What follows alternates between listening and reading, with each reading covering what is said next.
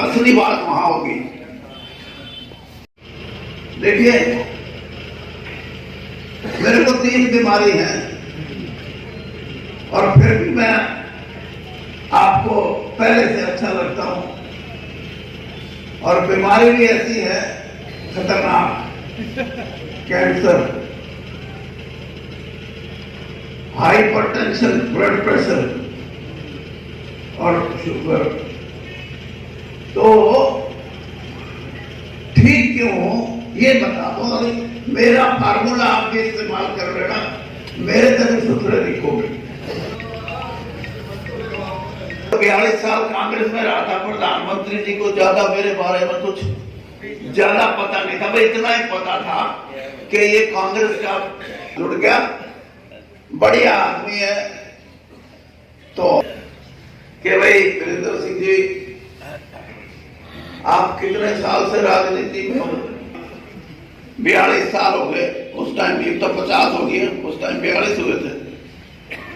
और क्या क्या जो हिसार से एमपी रहा, लोकसभा का मंत्रिमंडल में रहा, 3 बार मंत्री बना। और इस कांग्रेस की टिकट मैंने अपने हाथों से बांटी है, जिसको चाहे उसको टिकट दी। और उसमें बंबई जैसे शहर की टिकट, जिसमें थैला भर के लोग नोट ले आए, आधी टिकट का कर दो ये थैला भर। और अब आप भी मेरे को मंत्रिमंडल में ले रहे हो। 3 बार राज्यसभा का मैं सदस्य रहा हूं, एमपी रहा। लेकिन रात को नींद आराम से आती है।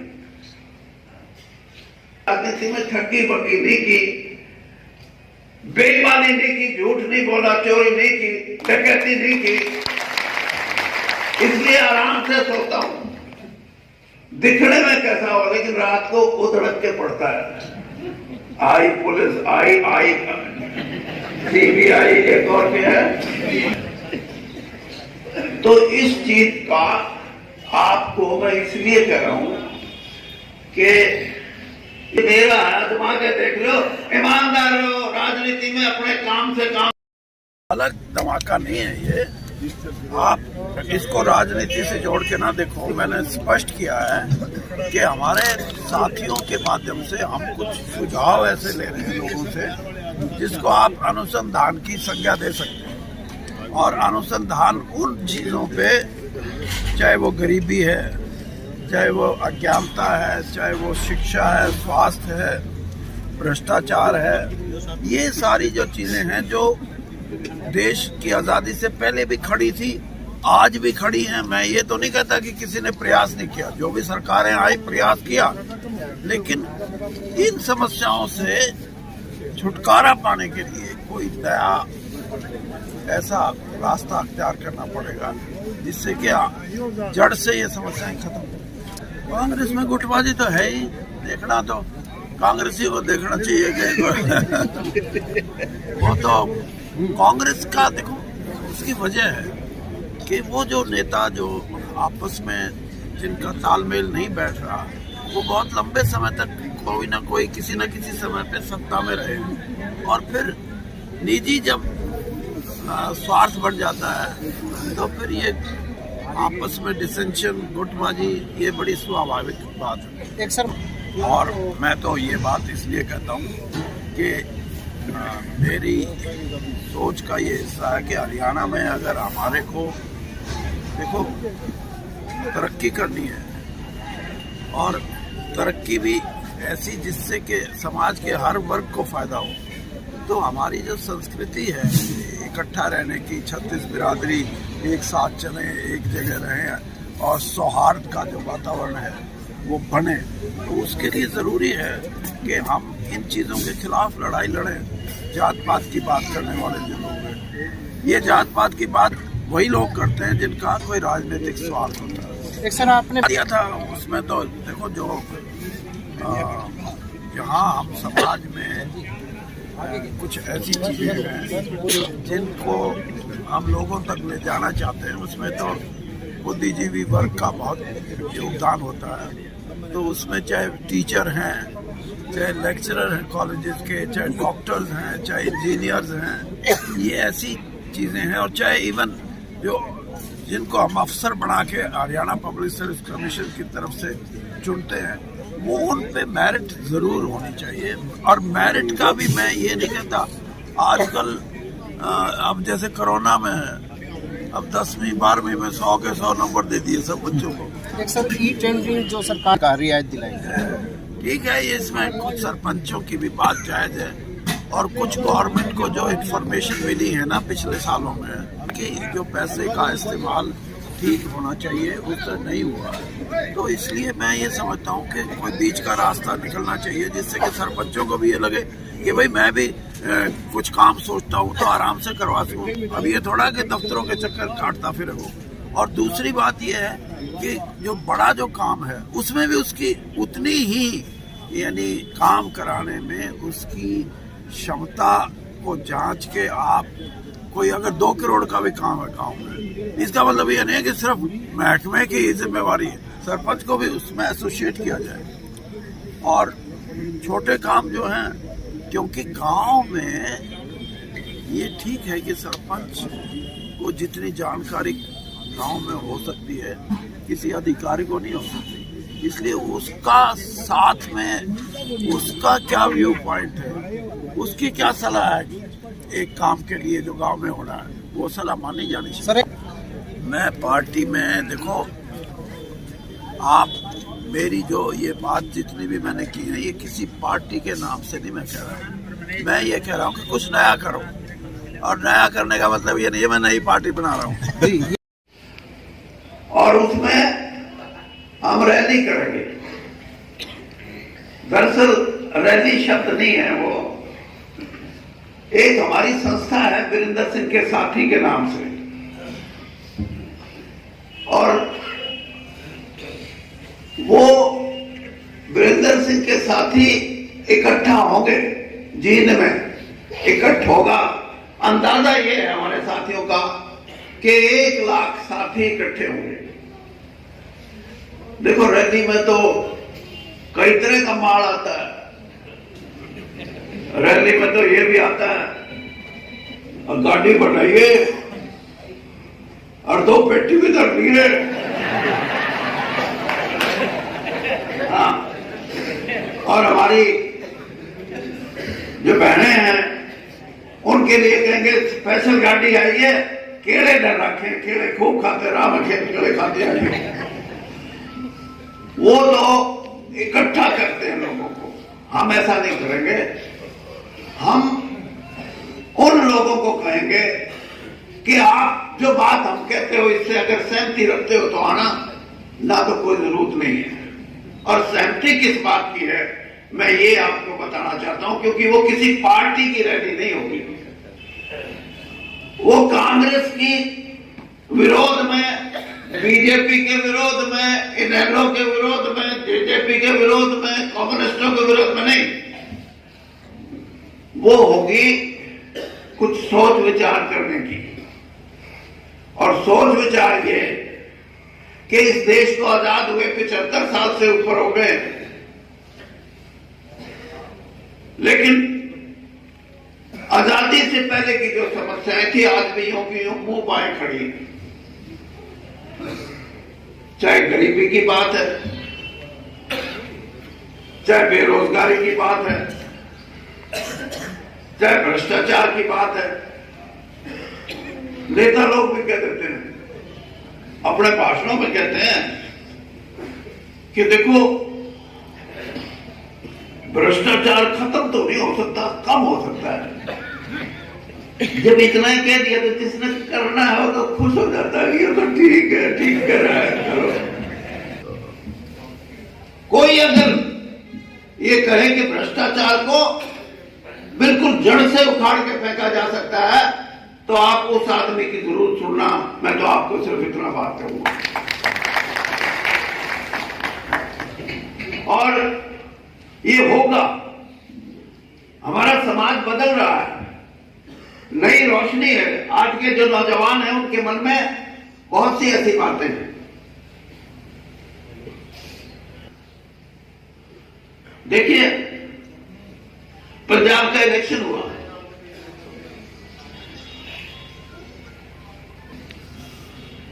उनमें से 92 पे आप पार्टी जीत गई। बीजेपी की 3 सीट आई, अकालियों की 1-2 आई और कांग्रेस की 17-18 आई।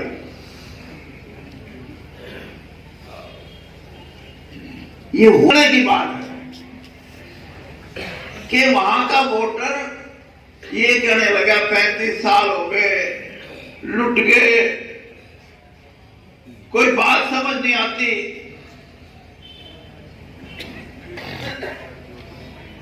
वोटर का जवाब था अकालियों को तो पानी नहीं, ना कांग्रेसियों को पानी, 35 साल हो गए, गल्ला गल्ला करते हैं, काम कोई नहीं करता, लुट लिया सारा पंजाब, पंजाब के लोगों ने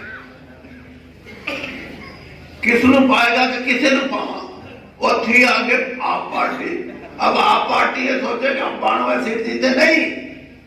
राजनीतिक लोगों ने अपना विश्वास जो खो दिया, वो विश्वास की कमी की वजह से दोनों पार्टियां धराशायी हो गई जो 35 साल तक पंजाब में राज करती रही। मैं इसलिए ये बात कह रहा हूं कि उसमें सबसे बड़ा मुद्दा यह था भ्रष्टाचार। कोई भी राजनीतिक दल हो, अगर भ्रष्टाचार के लिए संघर्ष नहीं कर सकता, उसको उखाड़ने की ताकत नहीं रखता, तो लोगों का विश्वास उस पार्टी से कम हो जाएगा, उस प्रशासन से कम हो जाएगा। और इसीलिए मैंने मोदी जी की जो बात बताई, मैं ये नहीं कहता कि मैं बड़ा ईमानदार हूं, मेरा भी मन करता था कई बार, लेकिन पता नहीं मौका मिले ना मिले कुछ तो बना जाए। लेकिन एक चीज हमेशा मुझे रोक के रखती थी, और यही बात मैं आपको बताना चाहता हूं कि जब मेरा मन मचलता था तो मुझे ये बात याद आती थी कि मैं अगर भ्रष्ट हो गया, मैंने बेईमानी की, तो मैं बदनाम नहीं होऊंगा, बल्कि जिस महान पुरुष का मैं नाती हूं, जिसकी बेटी का बेटा हूं, दीनबंधु छोटू राम जी का, उनका नाम बदनाम होगा। इसलिए मैंने कभी तो अपने पास नहीं आने दिया। ये बैठे चौधरी कमल सिंह, मैं ये बात इसलिए कह रहा हूं, 5 साल पहले तक मुंडनों कनाडा भेज दो, लेकिन अपने लोगों में नहीं था। लेकिन अब पिछले 5 साल से जिस गांव में भी मैं गया, 12 छोरे डाल दिए थे बाहर। ये मजबूरी है इन बच्चों की, अपने बच्चों की मजबूरी ये है कि जब ये देखते हैं कि मेरे बाप पे तो 3 किले जमीन है और हम तो 2 भाई और 1 बहन है, हमारे माथे में तो 1 किला आएगा, तो उसका दिल टूटता है। रोजगार की तरफ देखता है तो रोजगार नहीं मिलता।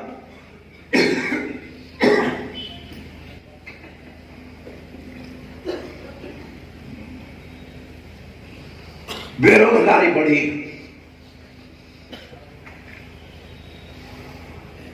अब ये कैप्टन साहब तो बुरा मान, मैं मुख्यमंत्री जी को भी कई बार कहा कि आपने ये क्या कहते हो मेरिट करेंगे, अब मखा मेरिट, प्रोफेसर लगाना हो मेरिट करो, डॉक्टर लगाना हो मेरिट करो, साइंटिस्ट लगाना हो मेरिट करो, अच्छा टीचर भर्ती करने हो मेरिट करो, HPSC में अफसर लगाने हो मेरिट करो, लेकिन चपड़ासी चौकीदार इनकी मेरिट का क्या जरूरत है?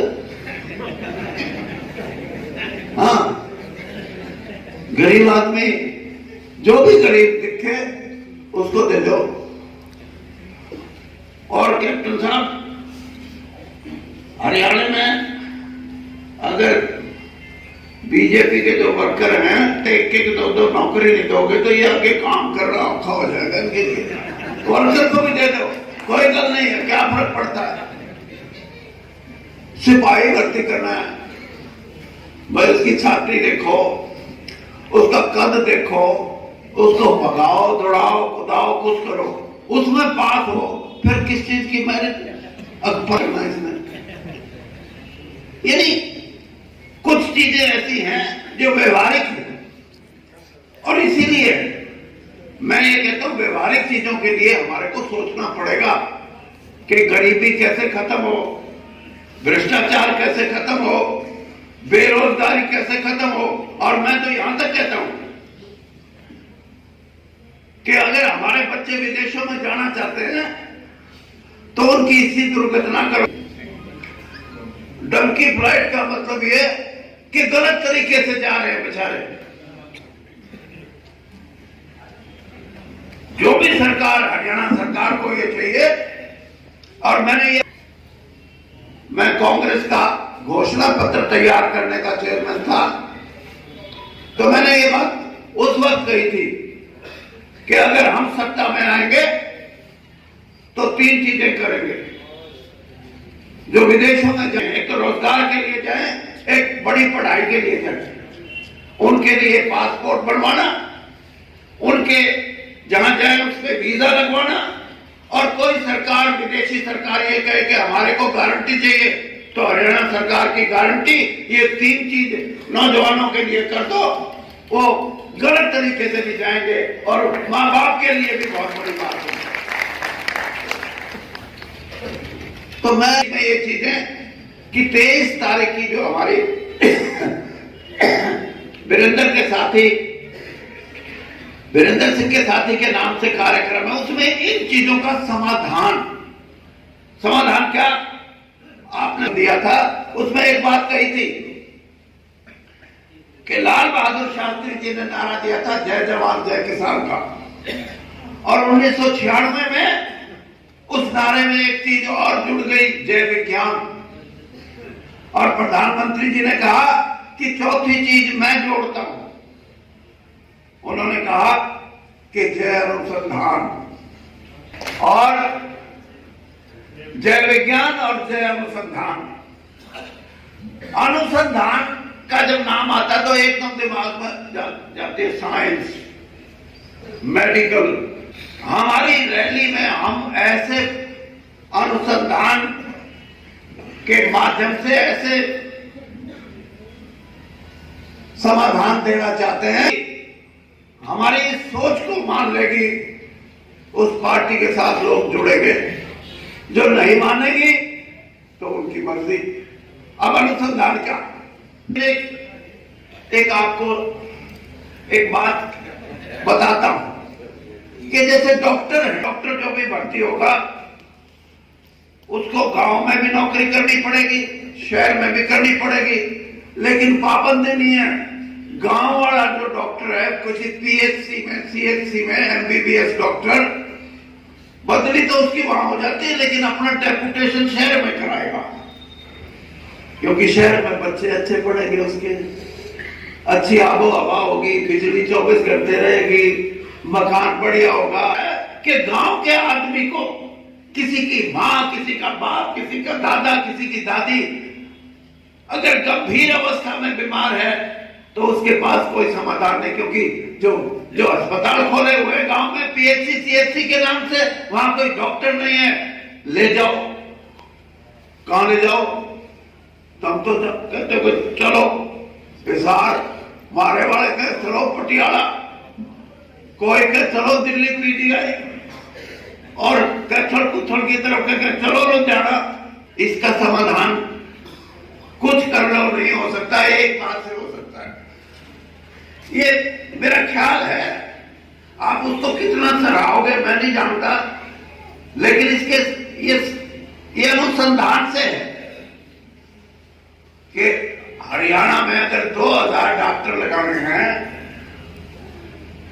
डॉक्टरों की जो वैकेंसी निकले, 100 डॉक्टर लगाने हैं शहरों में और 1250 लगाने हैं गांव में। जिसने गांव का डॉक्टर बनना हो वो उन 1250 में फार्म भर दो, जिसने 750 शहर का डॉक्टर बनना हो 750, उनका फॉर्म भर दो। 2 कार्डर हो, एक रूरल कार्डर और एक अर्बन कार्डर, और उसमें ये लिख दो कि रूरल कार्डर का, अर्बन कार्डर का शहरी डॉक्टर जो होगा उसकी तनख्वाह, तो गांव के डॉक्टर की तनख्वाह 1.25 लाख से शुरू होगी। सब वहां रहेंगे। और ये सिर्फ डॉक्टर की बात नहीं, नर्स भी, पैरामेडिकल स्टाफ भी। मैं ये एक बात इसलिए कह रहा हूं कि जब तक ये व्यवस्था नहीं होगी तब तक आप डॉक्टरों को अपने साथ हालात और, तो ये समाधान है समस्याओं के, और इन समाधान के साथ सबसे बड़ा आपको एक मैं याद दिलाता हूं, ये जो कांग्रेस पार्टी ने जब 2019 का चुनाव हमारे को सत्ता में लेके आओ, हम आपके बैंक में 72,000 रुपये जमा कर देंगे 1 साल के। याद है? कांग्रेस पार्टी के हम 72,000 रुपये, और कल या परसों राहुल गांधी ने यहां दोबारा भी पानीपत में ये बात कही। इस बात को मैं समझाना चाहता हूं, आप ये मत सोच लेना मैं राहुल गांधी के गीत गान ला के आपको, क्योंकि आप प्रबुद्ध वर्ग से हो। दुनिया में अगले कुछ सालों में नौकरियां खत्म हो रही हैं, और तो और जहां 1000 आदमियों की जरूरत है वहां 10 आदमियों से काम चलने के ऐसा सिस्टम। मेरे को, मैं एक आर्टिकल पढ़ रहा था अभी, नैनो टेक्नोलॉजी, आपने सुनी होगी, नैनो टेक्नोलॉजी के जरिए सर्जरी होती है जिसमें पहले डॉक्टर होता था और ऑपरेशन हो जाएगा। अब मैं वो अमेरिका से आर्टिकल आया हुआ था कि अब नैनो मेडिसिन का एक काम शरीर में लगा देंगे, चढ़ा देंगे उसको, और जितनी भी बीमारी है वो नैनो मेडिसिन जो है उस शरीर में उन बीमारियों को खत्म कर देगी। ना मलेरिया होगा, ना टाइफाइड होगा, ना कोरोना तक रोड़ा मुक जाना। तो फिर तो कोई बीमारी से तो नहीं मर सकते, फिर कैसे मरेंगे? तो फिर लगे नहीं, कोई किसी को गोली मार देगा तो मरेगा, एक्सीडेंट हो जाएगा उसमें मरेगा। लेकिन मैं ये बात इसलिए कह रहा हूं कि अगर ऐसी परिस्थिति बनती है तो नौकरी शब्द को आप अपनी डिक्शनरी से निकाल देना। और मैं ये बात इसलिए कह रहा हूं कि जो 72,000 रुपये की बात करते हैं, सामाजिक दृष्टिकोण ये बनेगा कि कोई आदमी ये मत सोचे कि उसको भूखा मरना पड़े, कोई आदमी ये मत सोचे कि उसमें नौकरी नहीं, कोई काम नहीं है तो उसकी सामाजिक व्यवस्था में गिरावट आ जाएगी। नहीं, इसलिए ये सोचा जा रहा है। और ग्रेट ब्रिटेन में तो बजट का एक तक सोशल सिक्योरिटी के नाम से लोगों को पैसा जाता था। आप सरकारी नौकरी में हो, आपकी तनख्वाह कम, और जो वृद्ध आश्रम में चला गया उसका क्या है, इस समय को समझना पड़ेगा। इसलिए मैं ये कह रहा हूं कि बहुत से समाधान ऐसे हैं जो हमारे को नए सिरे से सोचने पड़ेंगे, नए सिरे से करना पड़ेगा। और एक बात और मैं आपको कह रहा हूं कि मेरी परवरिश ऐसी हुई है, भाई विजय कौशिक जो कह रहे थे कि मैंने अपनी जिंदगी में कई चीजें ऐसी सीखी हैं जो मैं आपको भी बताना चाहूंगा। मैं रोहतक में मेरी नानी के पास पढ़ता था, 6 साल का मैं गया था। बहुत बड़ा छोटू राम जी की कोठी थी, मैं अकेला बच्चा, मेरी नानी मुझे पालती थी।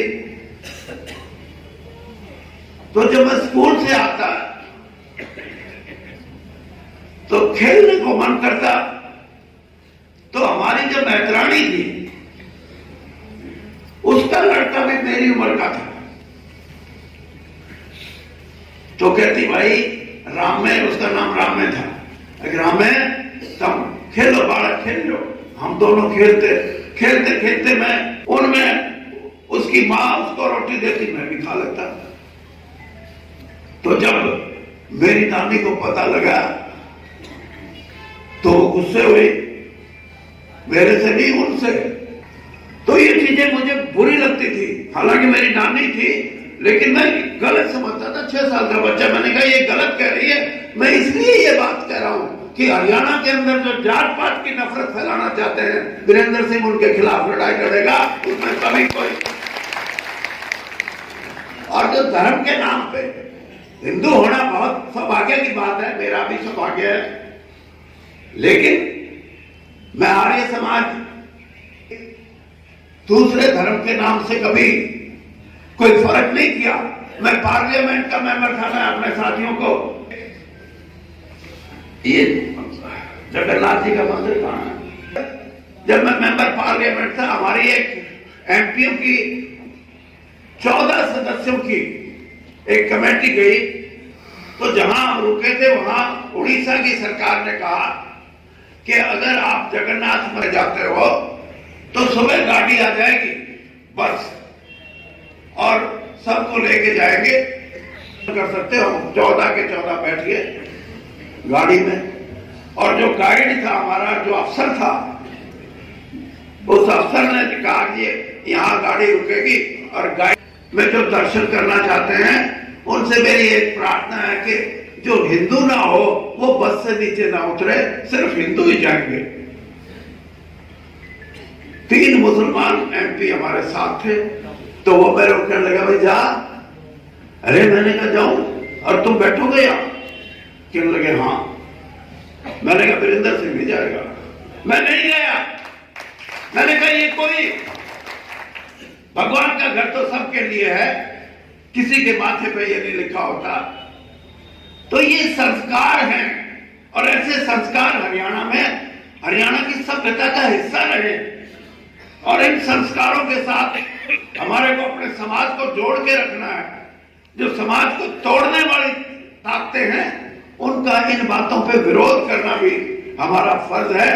हम वो आदमी हैं जो जिनकी हजारों साल की सभ्यता ये सिखाती है कि 36 बिरादरी एक दूसरे पे विश्वास की भावना हो।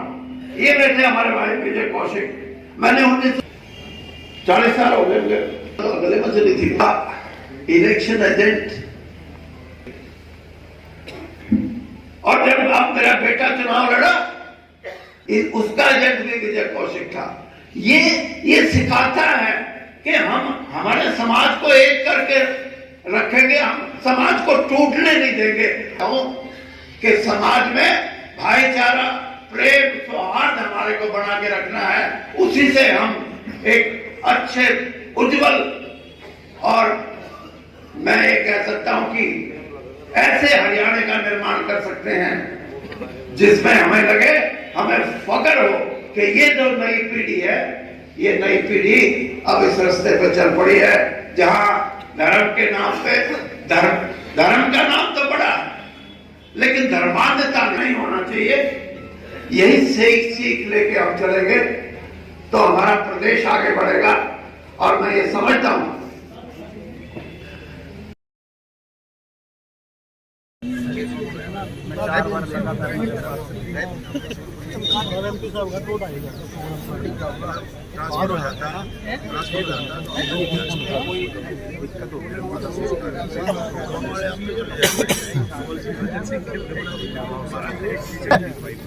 अच्छा